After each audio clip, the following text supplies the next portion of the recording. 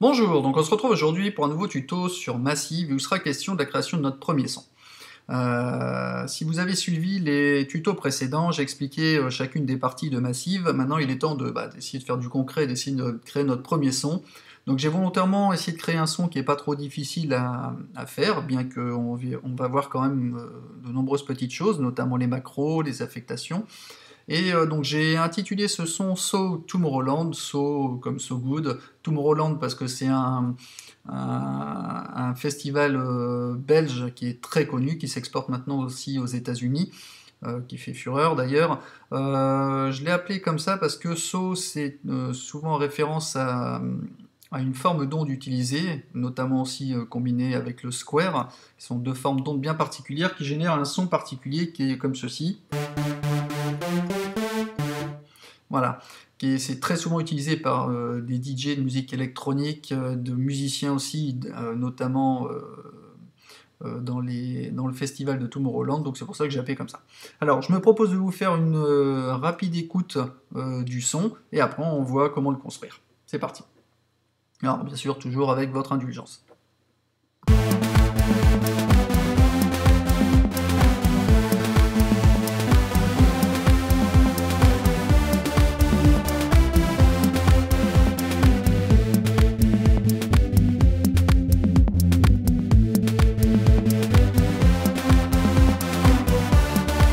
Voilà, donc rien d'extraordinaire, même si effectivement l'effet escompté est là. On va jouer avec des filtres, on va affecter les macros pour accroître le release, un low pass qu'on va créer directement.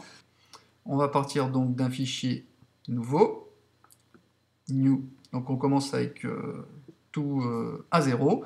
Donc dans un premier temps, alors deux écoles, soit effectivement j'expliquais dans les tutos précédents, soit vous partez, en général on part d'une forme d'onde que l'on souhaite, et on va ajouter des filtres, des inserts, des effets, soit effectivement vous ne savez pas trop à quelle forme d'onde, avec quelle forme d'onde vous allez commencer. Moi je le sais parce que je pars d'un son justement So, en plus c'est dans son nom, avec une forme d'onde particulière. Sinon vous pouvez commencer, par exemple vous voulez un son de reverb avec un flanger, vous partez de là et après vous essayez de trouver les formes d'ondes avec des fils qui correspondent à l'ambiance sonore finale que vous souhaitez, c'est-à-dire avec une dominante de reverb et de flanger. En l'occurrence, moi c'est l'inverse, je vais partir d'une forme d'onde, donc une triple, donc j'active les trois oscillateurs, les square So. Je vais jouer avec le pitch. Alors je vous rappelle, vous pouvez faire un clic gauche et Alt sur le clavier pour descendre de 12 directement, 8 tons. Donc on va le faire pareil, 12, 12, 12. Là je vais remonter un peu, avec des variantes ici. Donc je les laisse au maximum, je les oriente tous vers le filtre 1 puisque je vais n'utiliser qu'un seul filtre. Je vais utiliser le filtre, en l'occurrence le Low Pass 2. Je désactive le noise, bon, je n'en aurai pas besoin. Alors, comment ça se passe? Au début, par défaut, on commence avec ici l'enveloppe qui joue sur l'amplitude de la modulation. C'est ce qui va donner la première sonorité à notre son, la première tonalité, si je puis dire, et avec la courbe. Ici, vous voyez que... Alors, je vais activer le son.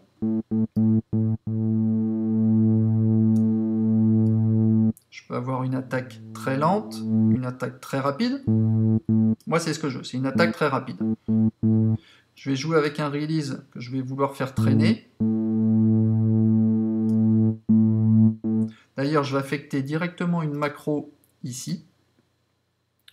Et là, je vais cliquer gauche sur le numéro pour dire, tiens, je veux voir une amplitude. Quand je vais bouger ma macro, je vais activer le release d'une certaine manière. C'est-à-dire en gros par rapport à la position de mon bouton, quand je vais bouger ma macro de là jusqu'au maximum, c'est comme si mon bouton bougeait de là jusque là. Inversement, si je vais de l'autre côté, quand je vais bouger ma macro à 0, elle est par rapport au pointeur, elle est ici. Quand je serai au maximum, c'est comme si j'avais mis mon bouton ici. D'accord? Donc là, pour l'instant, moi je veux qu'elle soit là, mais avec un release, mais qui n'est pas trop prononcé. Je vais jouer d'ailleurs avec le release sur le low pass. Alors mon low pass, je laisse à peu près comme ça, avec une résonance à 0.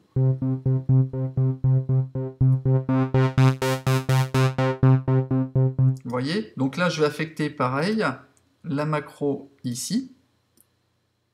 Clic gauche souris et je monte pour que ça fasse cet arc de cercle là.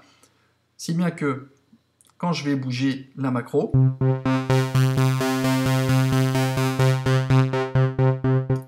voilà, je pars de 0, c'est comme si j'étais là au niveau du cutoff.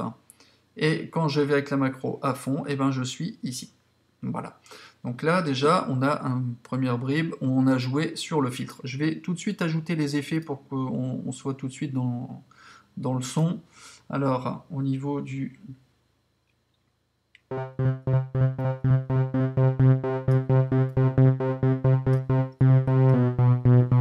On va ajouter, là je voulais un effet plutôt tube.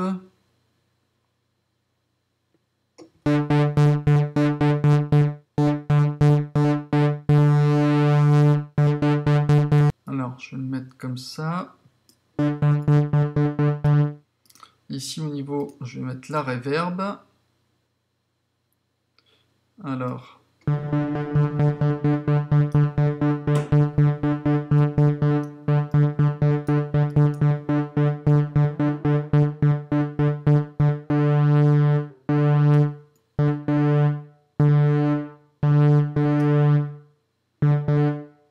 Alors, au niveau de l'EQ, je l'active maintenant, mais je l'utiliserai que lorsque je configurerai la troisième macro. Alors, donc ici, nous avons donc une courbe de modulation qui affecte l'amplitude de modulation. J'affecte à la macro 2, donc je vais jouer avec le release. Donc, qui va jouer... Quand je vais la bouger, ça va jouer sur le release. On va accentuer le release et également le cutoff. Par contre, ce que je vais vouloir faire également, c'est je vais vouloir, ici au niveau de ma courbe, alors je vais la baisser un peu, au niveau de l'attaque aussi, je vais rapprocher. Ici, on va diminuer. Je vais affecter ça au cutoff. Pareil, suivant la même amplitude.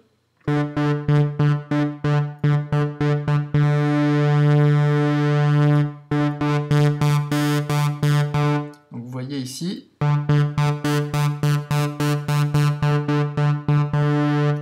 Donc je vais activer la molette ici, de façon à ce que aussi, alors pas trop fort, quand je vais bouger la macro 2, donc je vais bouger le release par rapport à l'enveloppe de modulation, le cutoff et également le niveau au niveau du decay.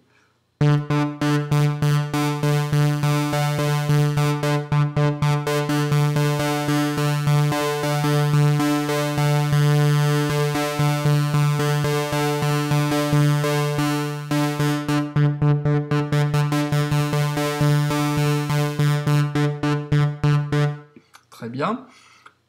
Ensuite, au niveau de l'EQ, alors qu'est-ce que je vais vouloir faire? Je vais vouloir affecter ici, je vais dire, on va faire un low pass. Qu'est-ce qui se passe? Je vais dire, tiens,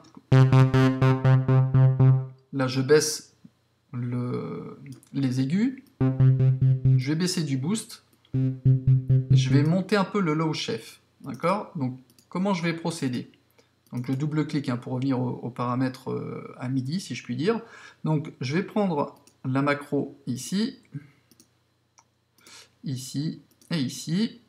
Alors, qu'est-ce que je vais vouloir dire? Je vais vouloir dire, tiens, quand je vais monter ça, je veux que celui-ci descende. Donc, hop, je clique gauche, je descends. Ça veut dire que par rapport à mon pointeur, c'est-à-dire le pointeur, il est ici, si je vais au maximum, ça veut dire qu'il va aller au maximum, c'est-à-dire revenir à 0. Pareil, ici, je veux que lorsque je monte par rapport à la position le tiret et le tiret, quand je vais au maximum de la position, lui, il ira au maximum de sa position. Et là, inversement, je veux que augmenter, mais légèrement pour pas que je sois dans la saturation, que lorsque j'augmente de là jusque là au maximum, et ben je partirai de là pour aller jusque là au maximum. On fait un petit test.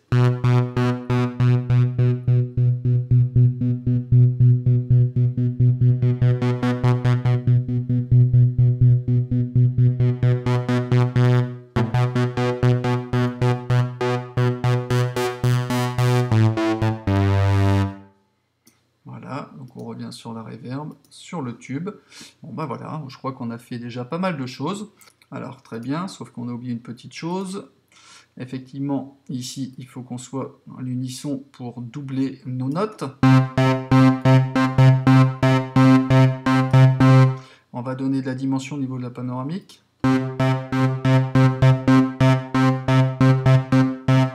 Et du pitch avec un petit detune.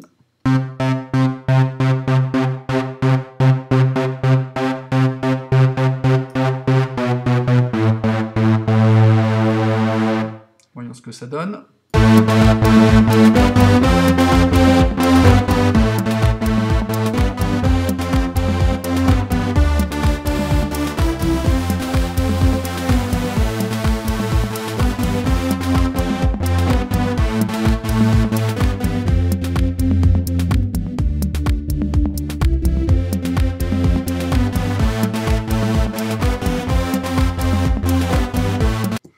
Voilà, donc on a terminé notre premier son. Après, vous n'avez plus qu'à le sauvegarder. Hein, vous faites Save. Vous le renommez comme vous le souhaitez, dans un dossier externe ou dans un dossier dans la banque directement de Massive. Et voilà, donc c'en est tout pour ce tuto. Donc je vais vous partager, je vais mettre en lien en téléchargement notre fameux son, ici, si ça vous intéresse. Et j'espère que ce tuto vous aura plu. N'hésitez pas, si vous souhaitez d'autres types de sons, de sound design sur Massive, faites-le moi savoir, et je vous dis à bientôt pour un nouveau tuto. Allez, ciao!